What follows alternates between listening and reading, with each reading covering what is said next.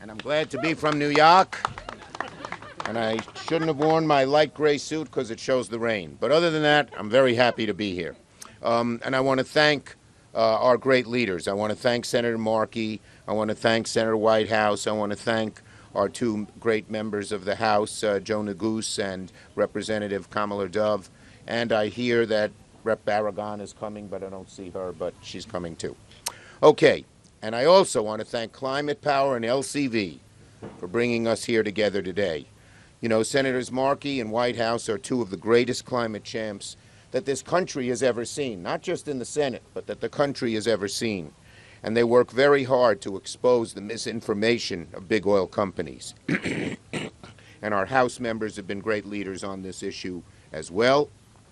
I want to congratulate Congressman Neguse, who I tried to get to run for the Senate at one point, but he's doing very well in the House now. It's the first time I'm with him in his new role as whatever it's called. Okay. Chief Whip? Deputy Whip? I don't know. I work for you. Yeah, thank you. Thank you. All right. Well, today we're here to discuss a tale as old as time. You've heard it before. Big oil companies basking in record profits while hardworking Americans feel the pinch of high prices at the pump. Instead of working to lower gas prices for Americans ahead of a busy Memorial Day weekend, big oil company executives are huddling to find ways to keep prices high and keep their profits soaring. And one of the ways big oil companies spend their time these days is cozying up to Donald Trump, who, as we all know, is no enemy to big oil. The Washington Post account was extremely disturbing. It's a doozy. Donald Trump holds a meeting with the big oil executives at Mar-a-Lago, and he promises big oil executives he'll gut the Democrats' clean energy wins in exchange for $1 billion for his re-election efforts. That is sickening. And it's sickening that Donald Trump would do it, and then he's proud of it. He's proud of ruining our planet and helping these big oil companies. Big oil's greediness doesn't stop, of course, with Donald Trump. A recent report showed they're among the biggest perpetrators of stock buybacks. So here, you know, even their claim that they need to pump more oil, which we despise, is false because they'd rather most of all give the money to their stockholders. And that's where the money's going. If they were smart and they wanted a future for themselves, they'd take that money and start putting it into clean energy, as lots of smart business people are doing, and it's being very successful. When we put in the IRA $369 billion for clean power, that was what we thought it would be. It's $1 trillion going on $2 trillion. It's so popular. So this is something that where both capitalism and green energy, a good climate, a good globe can mix if anyone's forward thinking. But the big oil companies are always looking backwards, and that's to their detriment and America's detriment.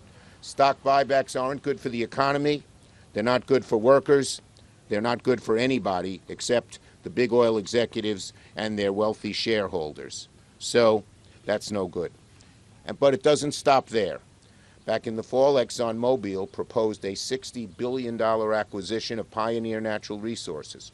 Chevron proposed a $53 billion acquisition of Hess Company, Hess Oil. Two of the biggest petroleum deals in American history, two of the biggest deals of the 21st century. These proposed acquisitions could be disastrous for consumers.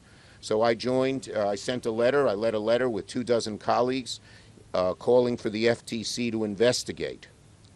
And, you know, one of the great mistakes, and this one was a Democratic mistake, under the Clinton administration, they allowed Exxon to merge with Mobil. They allowed Chevron to merge with Texaco. And what was the result? Higher oil prices and less competition. We introduced you already. So that was a disgrace. And now they're trying to do it again. Now, so next week I'll be sending a letter to DOJ calling on them to investigate and prosecute collusion and price fixing that may have increased gasoline, fuel, and energy costs based on the report done by the FTC when they unfortunately allowed Mobil to merge with Pioneer, which I thought was a bad idea. The federal government must use every tool at our disposal to investigate the oil industry, hold accountable liable actors, end illegal activities, There's something wrong, very wrong, when big oil companies rake in the cash by polluting the atmosphere and at the expense of the American people. So we Democrats are going to keep working to shine the spotlight on big oil and hold them accountable. And I thank again all of our leaders who got here together to talk about this issue. Thank you.